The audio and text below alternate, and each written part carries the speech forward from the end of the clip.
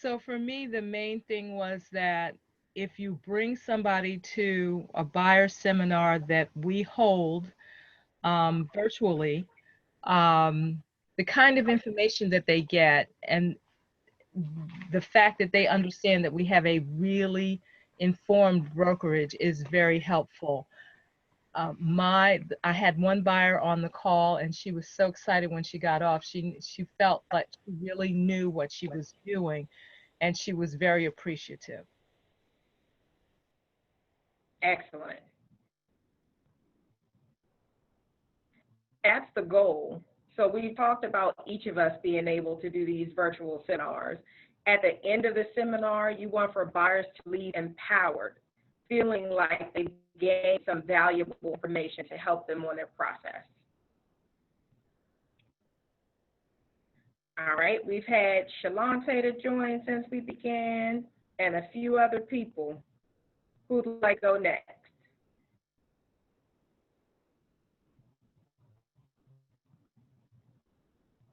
Key takeaway from Saturday. All right, I'll call you, Mr. Porter. Jasmine. Yes. Oh, hi, this is Anita. Hey. Hey, so you know what happened to me? I did have a guest that did try following up with her. I have not been able to get in contact with her, but it's funny because right after that, I had someone that I had invited to join, and they did not. And they're kind of in a position where right now they are having to leave their rental and considering, should I buy or whatever, And I was like, oh, wow. I said, I wish you would have been able to join us on the seminar.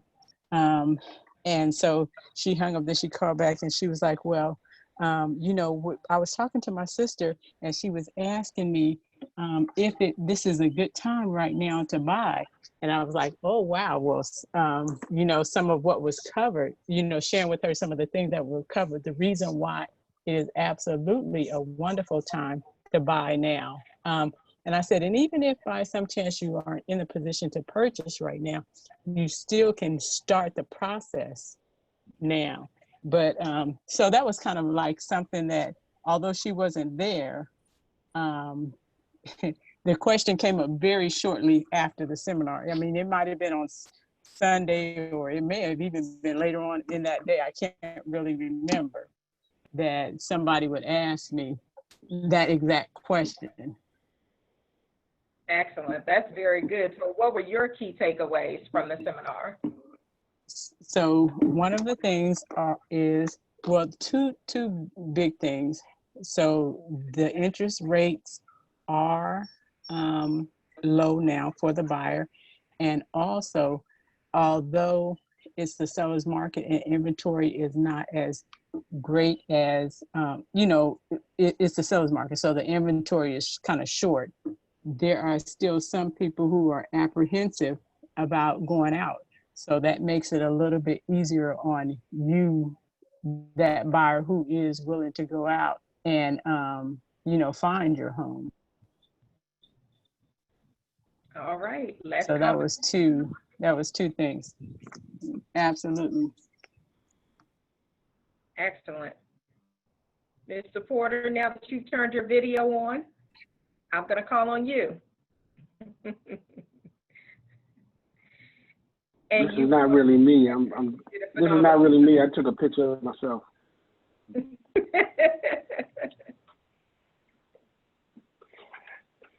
Good afternoon, everyone. So, my takeaways were that we need to fix all these technical glitches in the Zoom call. But other than that, the feedback that we've received has been extremely positive. I think we should look forward to doing many more of these type of buyer seminars, especially in the midst of the COVID. I think that it will improve our profitability. People are really out here looking for homes. I'm trying to ratify a couple of contracts even now. I have a couple of ratified already. So guys, take advantage of the market. Take advantage of your buyers who are excited to go out and look at houses or the right offers and the right contracts. I mean, one of my clients, she's so enthusiastic about one of the houses that she's interested in getting. I just had to call the agent this morning and ask her would her seller entertain an escalation clause. And for those of you who've never used an escalation clause, it's a simple way for your client to be competitive if there are multiple offers on the same property. If your client's willing to beat any competing offer up to a certain price point, you can do that simply with an escalation clause. And all of that is an addendum that you add to your contract. It says that my client is willing to beat any competing offer and add $1,000 to the purchase price up to, let's say, $365. If the property's $360. So my client just increased her purchase price. I'm doing an addendum right now. As soon as we get off this call, I want to add an addendum, which is the escalation clause addendum, to the property, just so my client can be as competitive as possible to get this ratified. And if you groom, and we talked about grooming clients yesterday, for those of you who are on Working with Buyers series that I'm doing on Wednesdays, we talked about that yesterday. Just grooming your client to be extremely aggressive. And that's so that you can increase the amount of ratified contracts and the amount of closes that you have. Because at the end of the day, your clients do want to move into their home. Okay, so don't be afraid to push them if necessary to be competitive, to max out their pre-approvals, whatever they need to do in order for them to get a house. Because at the end of the day, you're going to be as successful, and that's her calling me on the line right now. At the end of the day, you're going to be a successful agent if you can close a property, not just show properties. So don't get so caught up in taking your clients to see properties. Make sure that you groom them correctly, you do the buyer's consultation appropriately, and that they're ready to write aggressive offers. Very well said, Mr. Porter. There you go. Hey, Shalante. And also just wanted to welcome all of the new members of Porterhouse. It's been a very good week for Porterhouse in general. We've had 4 people to join the team just in the last 5 days. So kudos to all of you, especially those of you who recruited, and any of you who have. If you're deserving of a recruitment bonus, I wish that you would deposit those checks, get them out of our account, cash your checks. Hint, hint. I'm not talking to anybody specific.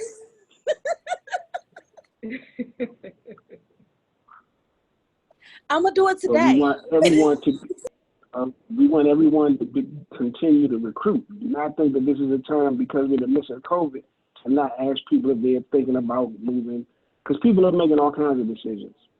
And if people are thinking about considering 100% brokerage, this is a perfect opportunity for you to introduce them into Porterhouse structure and plan. And we want to make sure that we take good care of all of our new agents, and we want you all to reach out to them and show them the love that Porterhouse has as a family. Make sure that they're welcome into the fold, and let's all make some money. Let's make some $1 million. Great pointers. Is there anybody else that was able to join on Saturday that has any feedback or any key takeaways? And they could be key takeaways from you or your buyers. Hi, Ms. Porter. Hi. This is Kermon McPayton. How are you? Hey, Kermon, how are you? So you're Galaxy I'm doing wonderful. Yes. Unfortunately, Mr. Porter has told me numerous times I need to upgrade my phone, so we're working on that. But just to be very brief, one of the takeaways that I got from from Saturday was that regardless of the situation that we find ourselves in, people are still interested in purchasing homes. It never goes away. People really still have a desire to increase their mode of living. You know, we talk about purchasing a home besides just the fact that you're getting the home, it's a lifestyle change, and people really want to. Some people want to upscale, some people want to downsize, but you still find people who are very interested in moving forward. So it did me well to know that it doesn't change. People's desires and people's desires for what they want to do for their families and what have you does not change regardless of the situation that we find ourselves in. And that lets us know that we don't have to change and that we can go forward and that we can be bold in sharing with people the benefits of home ownership. And even in this situation we find ourselves in, there's still some positives, like the interest rates being very low and like, there being homes available for people to purchase. So I received that. And also the last thing was the fact that, we're still receiving information, things that we're still learning. We're still getting new water from old wells, as they say. We're still learning new information. There's a lot of updated information out here. There's a lot of ways that we can become better at what we do. So I just want to thank you and Mr. Porter for the wisdom of having these meetings and keeping us going so that we can stay focused in what we're doing. You are very welcome, and I'm excited that you were able to join us. Does anybody else have any feedback that they'd like to share from Saturday?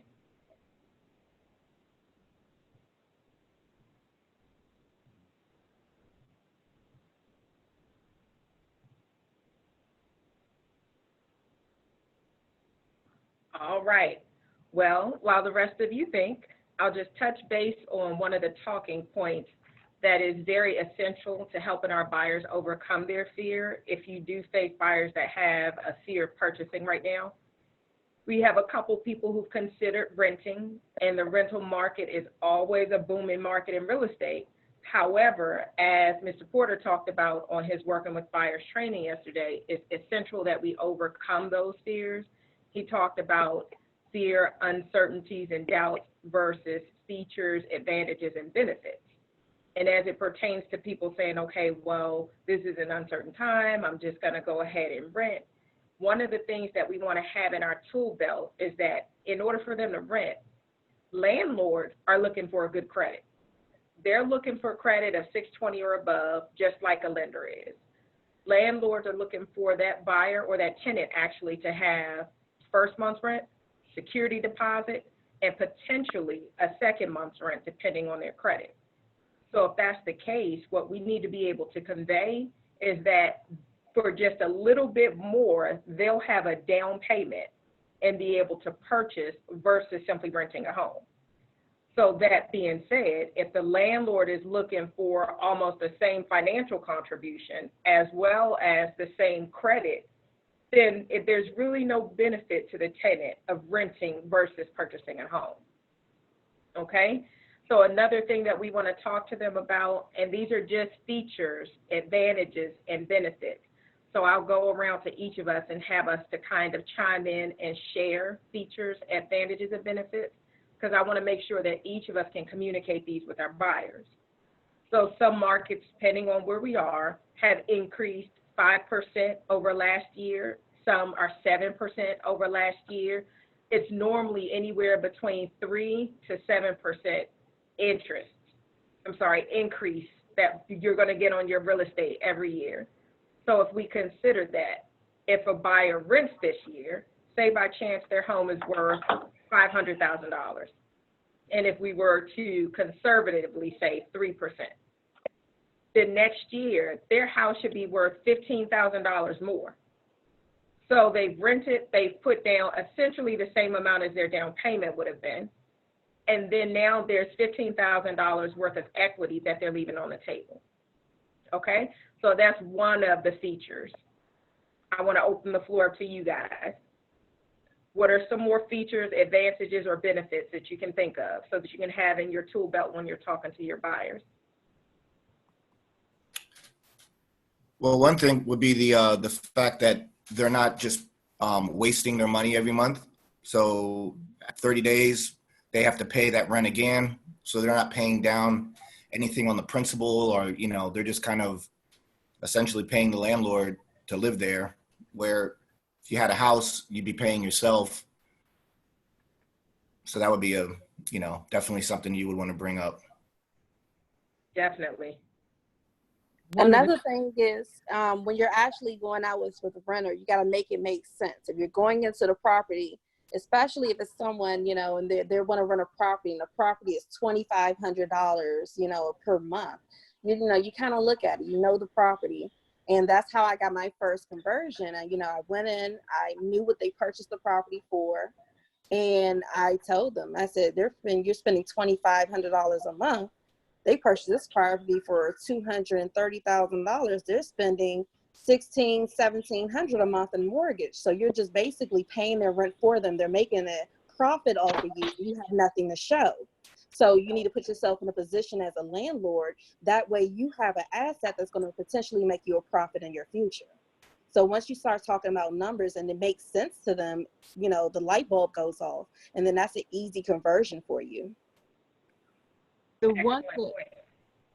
one that always sticks with me is how much you pay in mortgage versus how much you pay in rent over time, so that the way Mr. Porter explains it is wonderful, that you end up paying $200 a month in mortgage as opposed to paying, the $2,500 in rent, because of what you get back from your tax deferment, or your tax, what do you call that? Your tax break from actually being someone who buys a house. And that would be something that we'd have to explain really well also, because with the way that the new tax law reads, if it's not a lot, you can the standard, that's what it is, the standard deduction is a lot higher, and they've caused some of that to drop off. So you have to be able to, some of the tax advantage of having a home drop off. So you have to be able to explain how you still get that. And that's something that I would like to be clearer on. Great point. So I was gonna say D4. I'm sorry. Hold on, guys. Can you guys hear me? Yes. Okay. D, can you hear me? We can hear you loud and clear. Okay. Yeah. So what I was going to say to answer D's question, I think the idea for, we want to give a lot of information to renters who are considering purchasing, et cetera. And we want to be as clear as possible.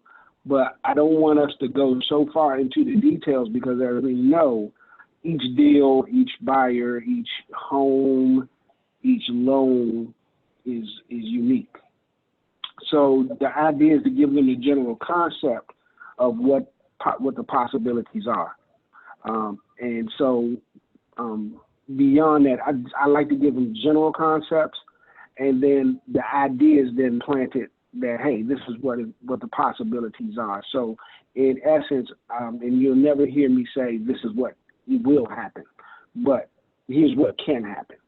What we can do is we can look at when you get your mortgage, you can look at the fact that the majority of the money that you're going to be spending on your mortgage for the first 7 to 15 years, about 80% of it, and I'm using about, and I'm saying in general, you can't get to specifics, because then you're almost making promises and guarantees that you can't account for it, in the future. But what you want to do is give them the concept and give them the idea, and then encourage them to do their own research after you go to settlement.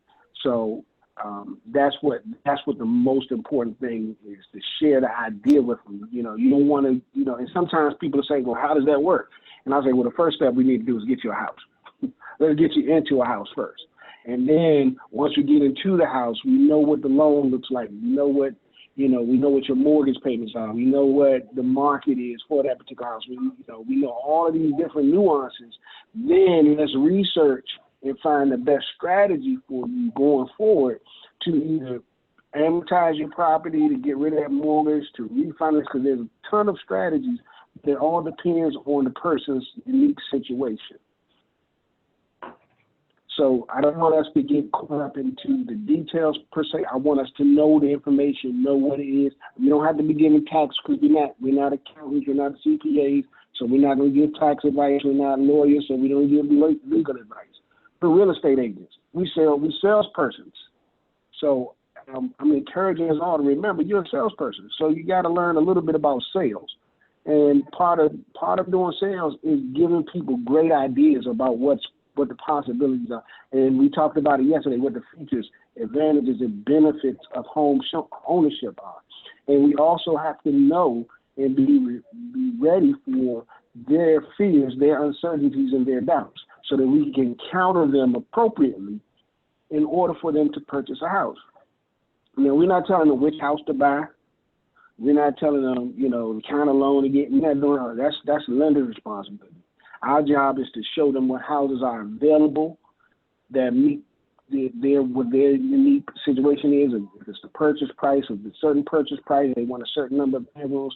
We send out to them what's available. We ask them to narrow it down, and we want to encourage them, and I say encourage strongly to write an aggressive offer. So once we show them the properties, we get them out in the market, they see what they want. We write that offer, we write it very aggressively, we get that offer ratified, and then we go through the process. Then you've done your job. Your commission is earned, that ratification, that's it, you're done. Of course, we're going to do a lot of follow-up service because we're Porterhouse, but I don't want us to get in trouble by extending ourselves to a level where we kind of put out we're experts in other fields. I'm an expert realtor and I'm an expert real estate agent. Realty pros. That's it. I'm not a legal pro. I'm not a tax pro. I'm not a tax code pro. I'm not even going to try to read it. I don't want you to try to read it. Tell them to talk to their CPA. Tell them to talk to their attorneys. Tell them to talk to. But you do your part. You tell them what the possibilities are. You give general terms of concepts. But be very careful not to start to counsel and advise anyone outside of the scope of real estate. Excellent point, Mr. Porter. And if I can give an example of something that will fall in those lines, depending on where the property is, some places in DC last year over this year, there may be a 10% appreciation in property value. Whereas some places there may be a 3% appreciation in property value. So you don't want to give a guarantee as to the number. So we give a range and we let them know what some things that are normal are in a sense, but you can't guarantee, hey, if you buy the property this year, it's absolutely going to appreciate by $50,000 next year. So that's one of those things.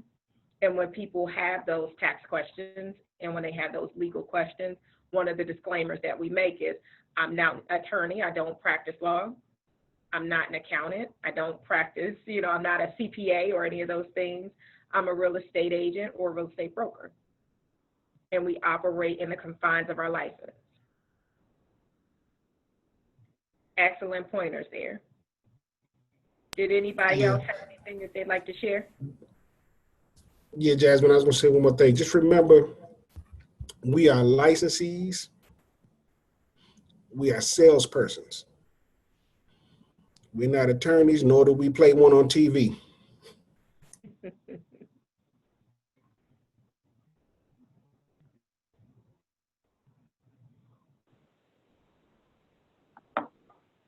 Does anybody else have any key takeaways from Saturdays that may have resonated with you or one of your buyers? This is Aurelia. How are you all doing? Hey, Aurelia. Can you hear me? Hey, one of the key things that I thought was important was to go over the history of the percentage rate, the interest rate that I know that you all had given some examples where the interest rate was as high as 10, 15%. And now we're at this very low interest rate, even as historically. And I think even for the renters, just to encourage them to know, I know that Mr. Cooper had mentioned that this interest rate won't last long.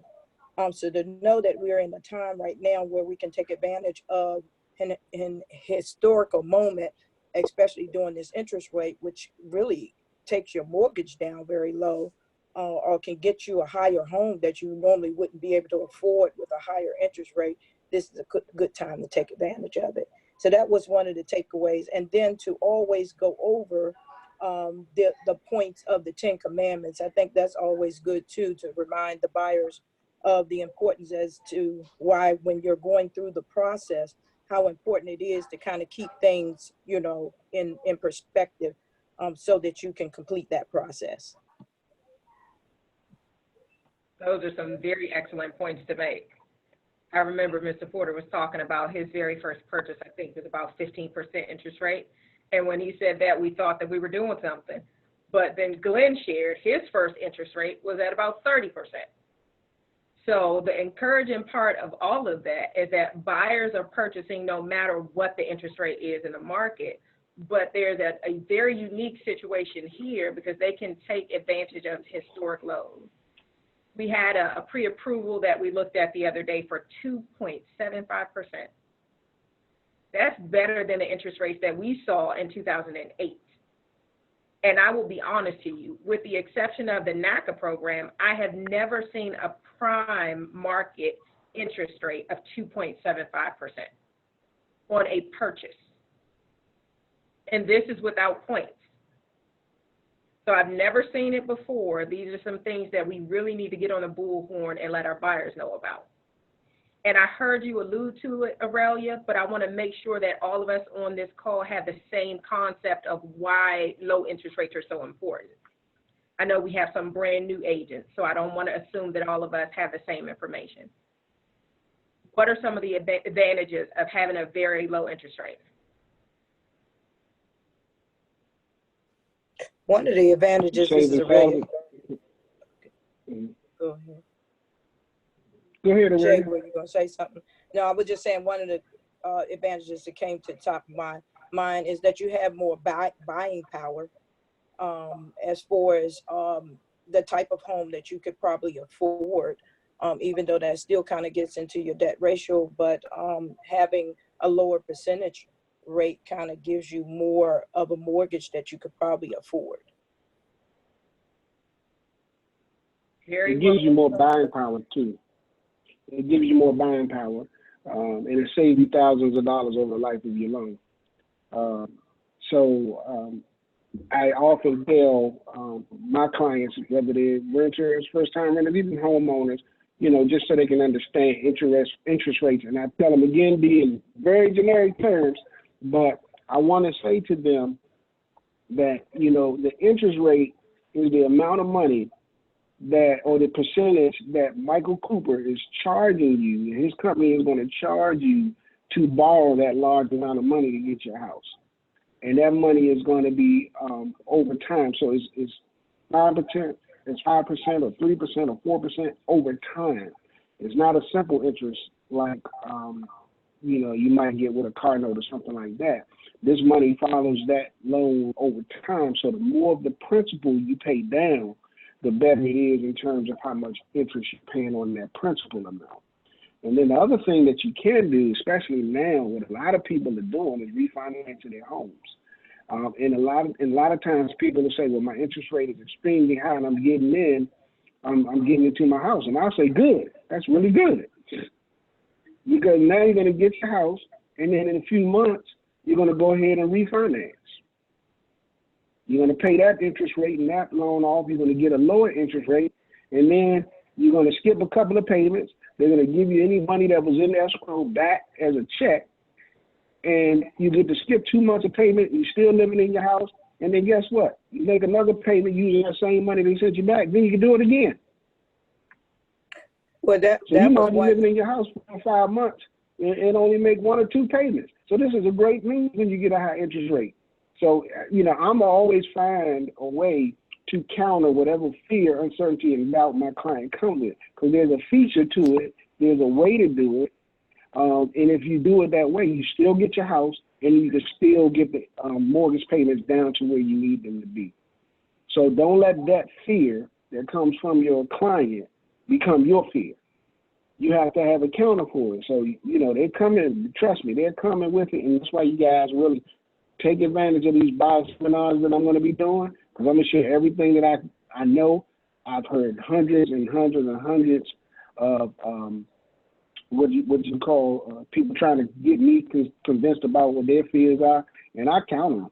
I say, well, you know, it's really big. You got a great thing. I tell them about, Jasmine told you about that 13% interest rate. If I hadn't had a guy show up at my house, he said, I'm going to tell you how to do this, sir. He said, I want you to refinance this mortgage about 5 or 6 times. And I was like, you can do that? He said, you can't afford not to do it. So I went from a 13, he dropped me down to like a 12, skipped 2 months, got that money back. I'm living in my house. So I moved in, I paid 3 months for the first 3 months, dropped it down to a 12. Because I was trying to drop it all the way down to a 7. He said, no, we're going to do that in increments. So I skipped 2 months. Then I made another 2 payments, called him back. He came over, we refinanced again. I skipped another 2 months, got that money back out of escrow. I did it about 5 times. I lived in my house for a whole year and only made 3 payments. So there's ways to do things. Now, these are general concepts, not specific, but it can work. And all you have to do is give the people the idea and say, hey, there's ways to do this, because you got to remember, the mortgage was set up as a benefit so that people can become home ownership. There's a benefit to the bank. There's a benefit to the economy. There's a benefit to the home ownership. To the homeowner. So nobody can talk me out of why they should purchase a house. You can't sell me on that. That's all I want to say, guys. I'm gonna be quiet. I get too passionate. Well, we definitely appreciate your passion. I want to ask a question of our brand new agent. What questions do you guys have that we can address right now? Because I want for you to feel equipped to answer these questions. Now that you're realtors, people will ask certain things of you. So what can we help you with right now? And that goes to Victoria and Archella. And even Rhonda, who's joined us. She's studying for her real estate exam. Nothing yet. I'm just taking everything in and listening, and because I'm lost still at this point. But as soon as I come up with any questions, I will definitely ask. Well, I want to make sure that it's clear to you. I don't want you to... Rhonda, you had something? I did. And this may actually kind of go back to what Shay was just talking about, and this relates to my son. When he went the end of this month will be 1 year since he purchased his home. So he is about 1.5%. The rates have gone about 1.5% to 2%. His rate was. So naturally, you know, being in banking, I told him told me that he needed to wait at least a year. And then, so, okay, I kind of scratched that. But then my son was talking to someone else, and whoever that person is basically told him he hasn't paid enough on his mortgage, and he needed to pay about 3 or 4 more thousand before he can refinance. And that kind of threw me off, because in my mind, I'm thinking, well, naturally you haven't paid a lot on your mortgage if you've only been in the house for 1 year. So I guess I just need somebody to kind of talk me through that. I mean, was that correct, or, you know, was he just kind of blowing smoke? So it depends on a couple of features, and we're going to have Michael Cooper to come onto these calls so that he can answer the question in specific. What he has told us in the past is it depends on the amount of equity in the home and the number of payments that have been made. His general rule of thumb that he shares is after 6 months, a person can refinance. Okay. And that may be lender specific. Okay. So that may not have necessarily been, you know, that could have been the lender and not necessarily, you know, Yes, it may be lender specific. Because when people refinance, there are costs associated with it, just like there are costs associated when they purchase a home. If they're refinancing, there may be points and other closing costs, so they have to have a certain amount of equity and a certain amount in escrow in order to offset the difference. Okay. I mean, and when they told him that, that probably was a month or so. I'm pretty sure that he might be at that point now. So I'll go back to my son and tell him, okay, you need to revisit that. And, you know, credit, you can always inquire without anyone doing anything yet, but you need to talk to more than one person. You got it. We'll make sure that you have Mike Cooper's information. Okay. All right. Thank you. You're welcome. Yeah, I know, like, as being you know, a new agent, the thing that we have at Porterhouse, Rhonda, is like we have a real extensive list of resources. And so, like, if you ever run into any problems, or, you know, especially because that's essentially a finance question, you know, it's a lending question. So instead of, like, you know, having your son or a potential client get information from a friend, from somebody who thinks that they know what they're doing, like, that's when you actually would reach out and have your son or client be like, hey, you know, we have a phenomenal lender that we work with. Let me get you in touch with Michael Cooper. He'll let you know exactly where you stand, what you can do. And now you're putting that authority on Michael Cooper, who is a lender. So that's what he does, so that whatever information that, you know, your son or your client is going to get back, it's going to be 100% legit. And you're going to have them going down the right path, which is also going to make you look a lot more professional. You're going to know, you know, it makes you look like you know really what you're doing, even though Michael Cooper is the one who really answered everything or set everything up. So that's the one thing, you know, within the Porterhouse family, is to really, you know, utilize your resources and, you know, get Michael's information, have it on standby. I'll have people that I don't know if they're ready. They might be ready, but I need to get you pre-approved. So let me get your phone number from you. I have a guy I can, you know, reach out to you. He'll get you squared away. And then now it starts that process, you know, but that would be something that you could have definitely, you know, call up Mike, like, hey, I got this situation, put him in touch with your son or that potential client, and then let Michael do that work for you. You know what I mean? And then through that process, you'll kind of see too, like, oh, you know what? He could refi, you know, or you know what? He couldn't refi, you know what I mean? So yeah, just use those resources that we have. Okay. Okay. Thank you. I appreciate that. I'm definitely gonna get his number and let him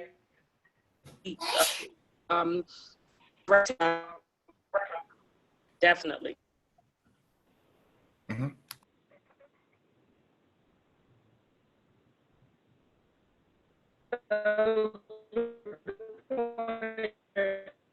Thank you. Your support. Do you have I see Shay. Yeah, I was going to say a couple of things. Can everybody hear me? Everybody can hear me? Yeah. Okay. Yeah, we can hear you. So yesterday again, I'm gonna go back to one of the things, and this is to my new agents, and anybody else who's listening. One of the most important things that you can do is to not be a secret agent.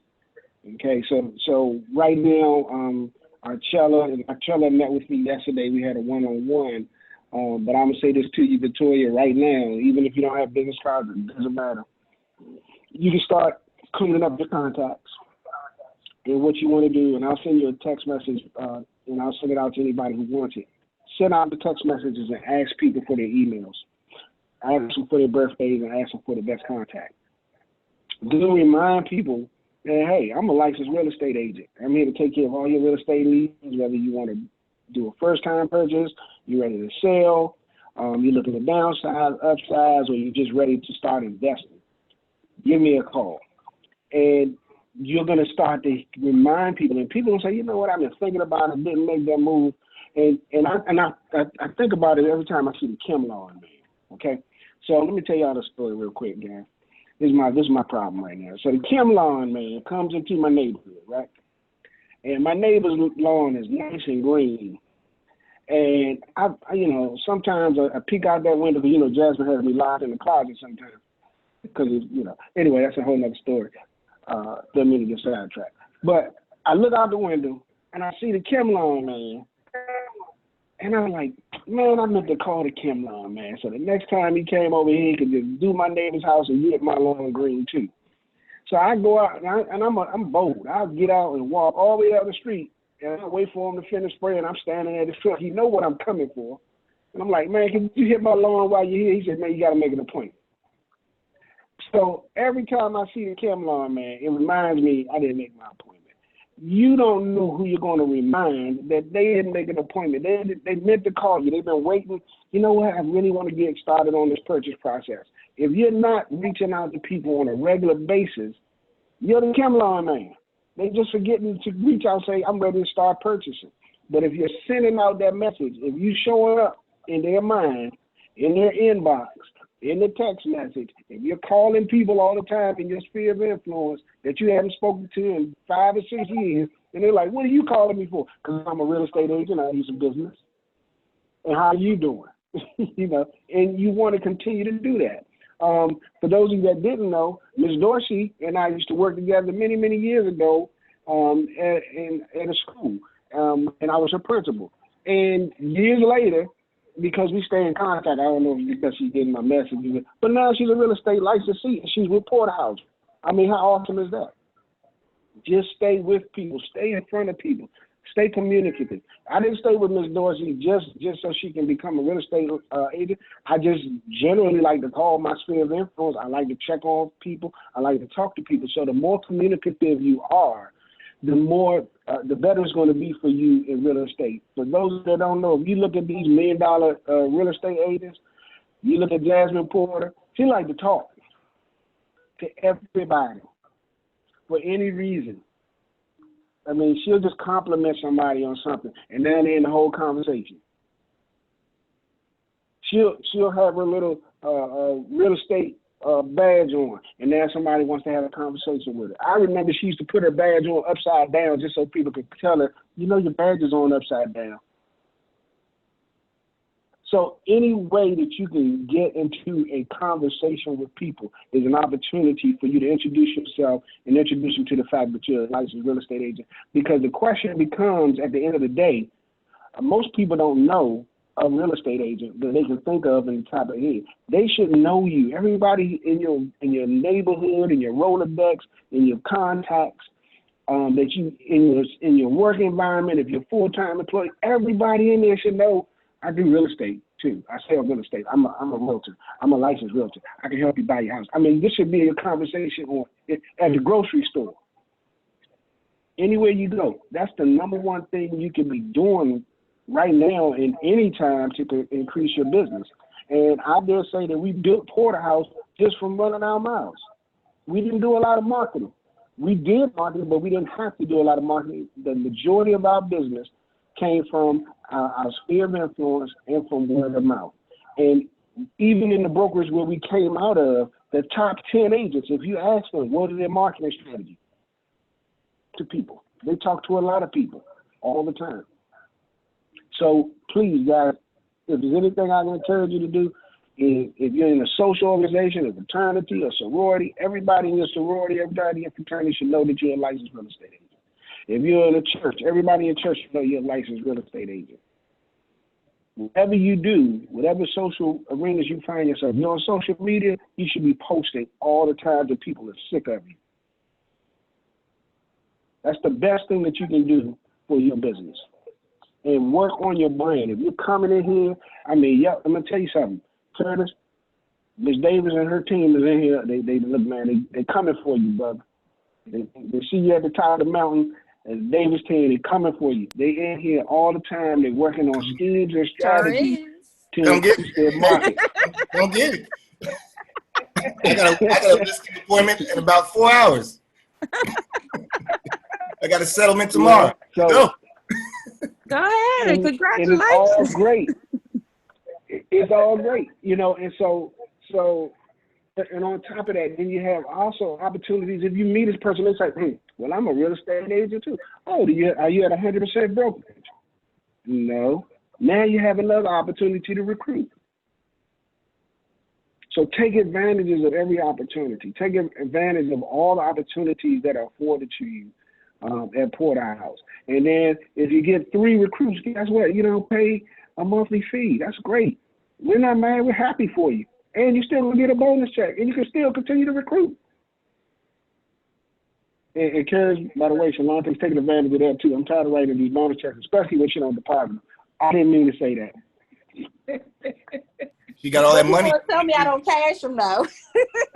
Just got checks laying around. Guys, I want you.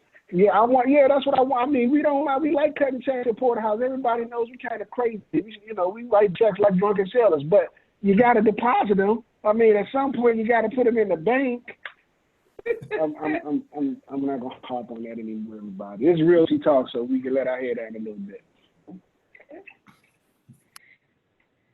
You guys are awesome. It is 1:30. I'm going to do a soft close, and for those of us that are able to stay afterwards, feel free to. But I just want to reiterate that it is incumbent upon each of us to be totally sold on all the features, advantages, and benefits of home ownership. And that should be communicated in our conversations with our buyers. So we've had a lot of insight from other industry professionals, our own insight, our brokerage clients that we talk to on a daily basis. So when we encounter people, we should absolutely be able to, as Mr. Porter say, sell them, be salespeople for real estate, because it is a total advantage. It's something that'll profit your clients in terms of themselves, their family, generations for years to come. So dive deeper into the features, advantages, and benefits of real estate, and then sell those. All right? If you have any questions, if you need to personally overcome, as Mr. Porter would say, the FUDs, fears, uncertainties, and doubts, then bring those to the table. Let's talk about those things and overcome them together, so that when you are speaking to your buyers, you can give them the pushback. You can challenge them on those things, because people are going to come with uncertainties, but they shouldn't leave that way. We should have a feature or an advantage or a benefit that counters whatever their uncertainties are, because at the end of the day, they're going to be better as a result of being a homeowner. All right, guys? So it is 1:31.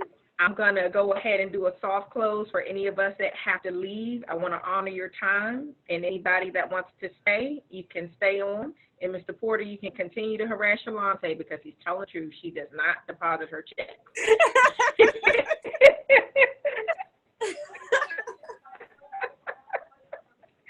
So if anybody wants to borrow money from anybody, you can borrow from Shalante, because she doesn't deposit her checks anyway. Send her number out to everybody. I'm too busy out here doing real estate. Guys. See you guys.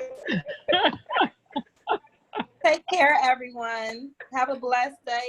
Be safe, and we will see you in the office hopefully soon.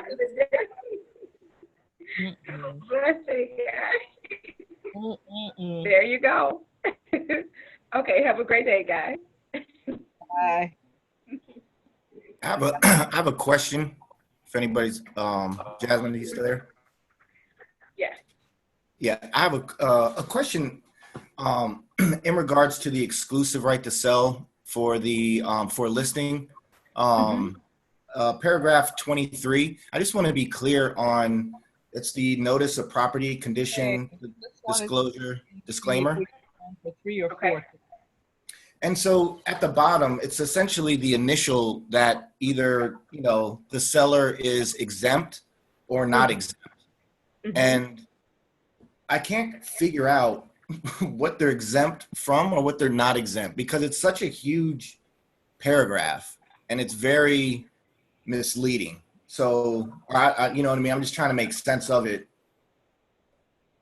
I know that the disclosure disclaimer has to be, you know, presented, Mhm. you know, and that's typically with all of our sales, you know, either they're going to disclose or disclaim.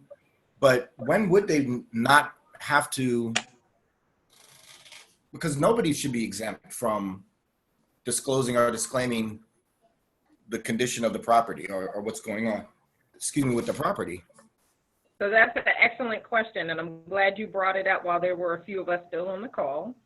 So that paragraph is specifically talking about disclosure. So disclaimer is different.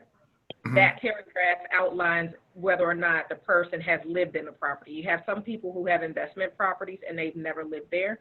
You have some people that are selling like a property that's owned by their mother or father or someone that's a decedent, or whether it's a bank-owned property and things like that. Or if it's somebody that's purchasing or selling for probate, there are certain people who've never lived inside of the home or don't currently live there. So then they would be exempt from providing a property disclosure.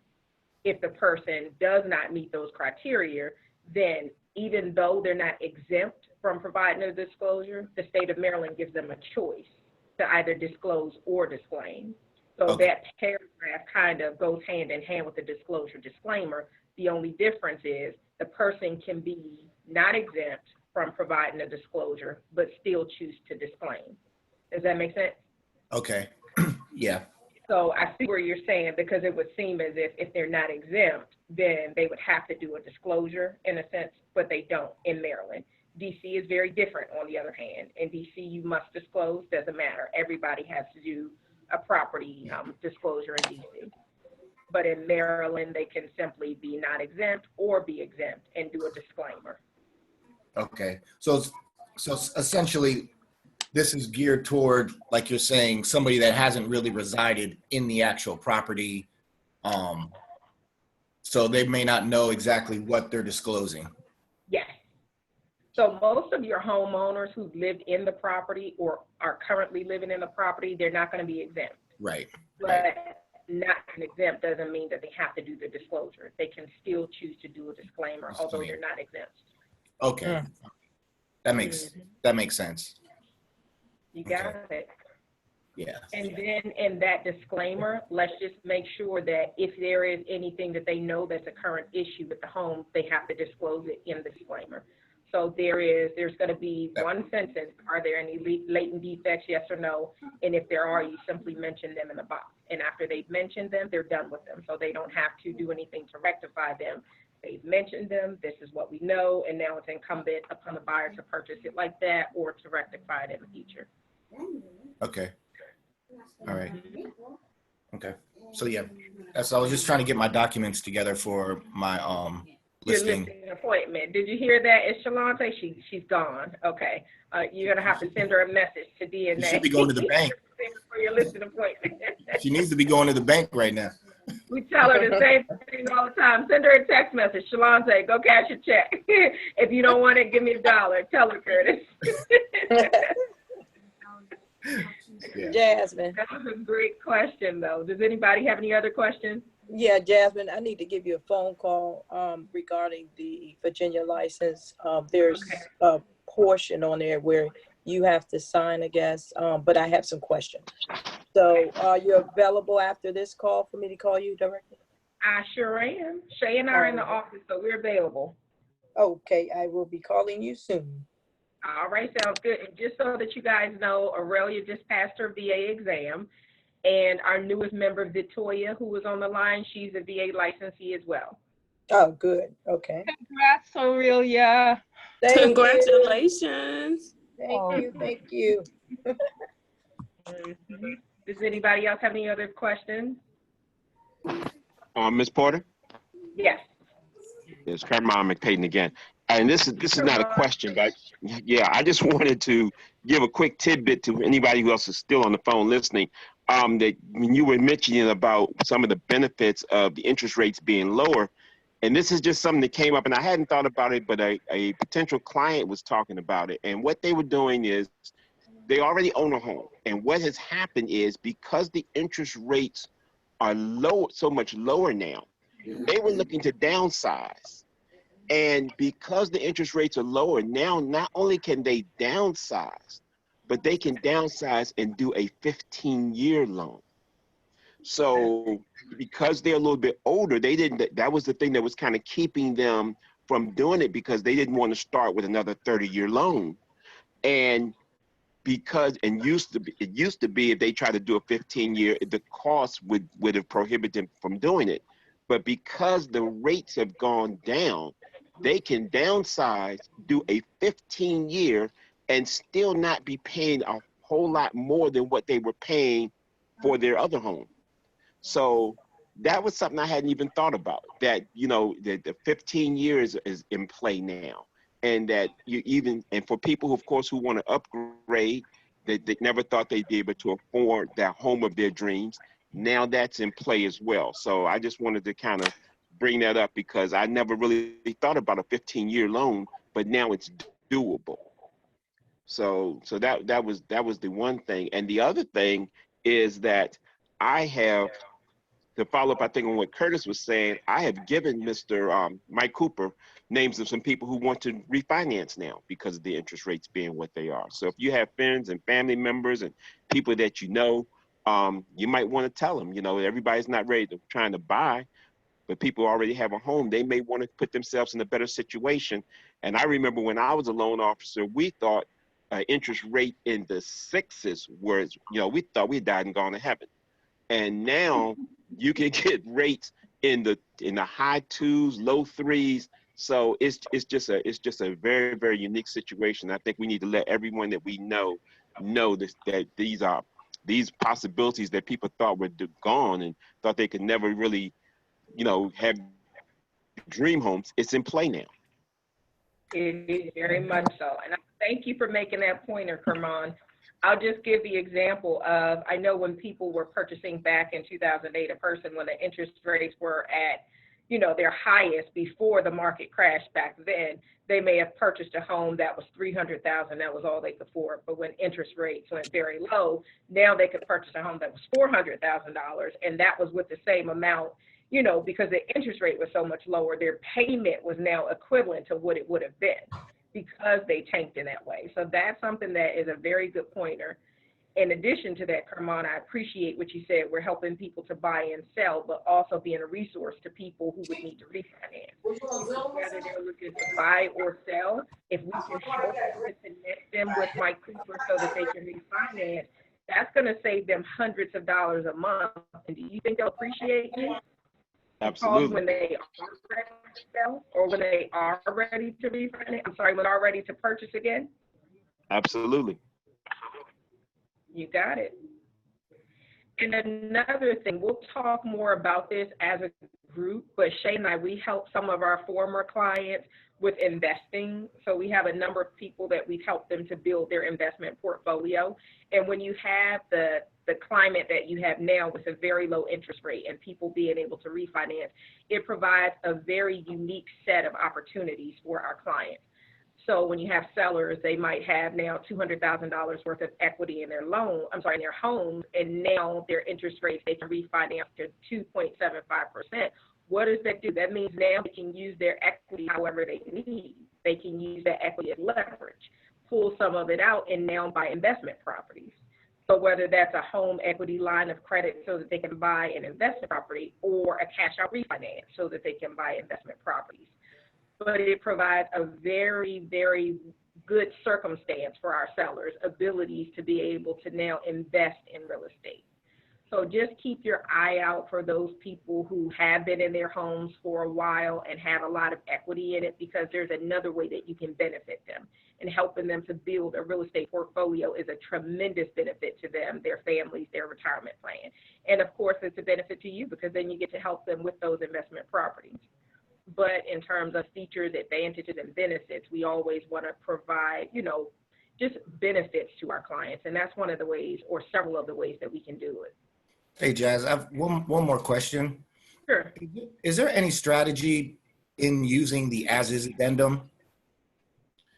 So it depends. From the listing side or the purchasing side? Listing.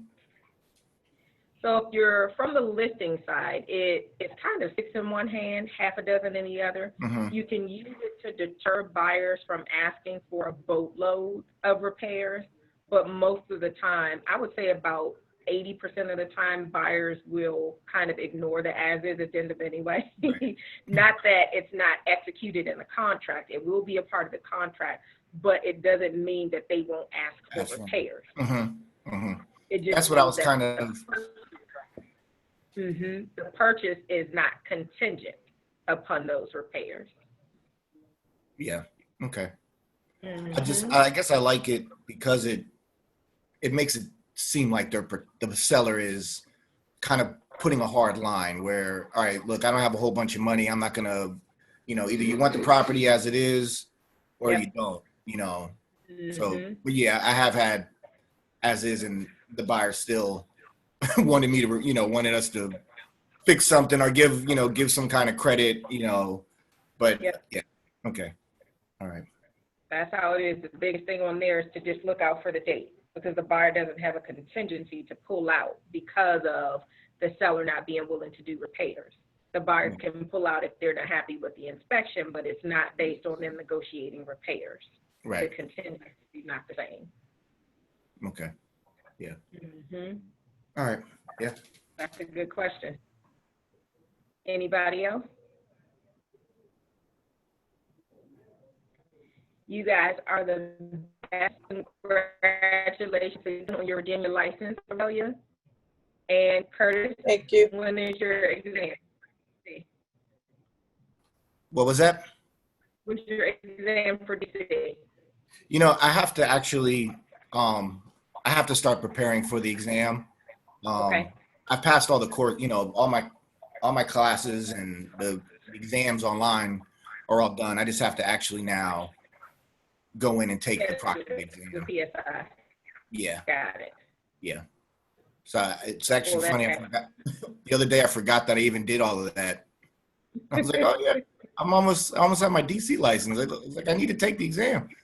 So You gotta do it. Take the exam. yeah, I got to Oh. brush up and knock it out.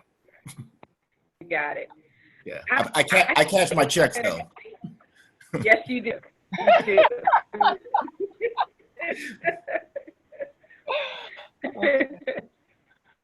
DC, just as a pointer, that information is very largely based in tenant opportunities and fair housing. So TOFA and fair housing, that there's so many questions on there that pertain to it. So that is, you want to study that information heavily for your DC exam and all the different Okay. protected classes and all that good stuff. Mm-hmm. Okay. All right. Thank you. You guys are awesome. We're back in the office. The office has been on fire this week. So we've had a lot of people that have, come back, and it has been spaced out, but a lot of people have been coming in to use the office. I don't know what it was about this week, but I think that people are just done with not being around. So if you guys are, if you want to come in, we're here. If you need anything, we're here. And have Oh, a that's for the good to day. know. All right, Cool. you too. It's good to see the Okay. space. It's good to see the space open and operating. You got it. Bye, guys. Take care See then. you guys. All right. Okay, bye-bye.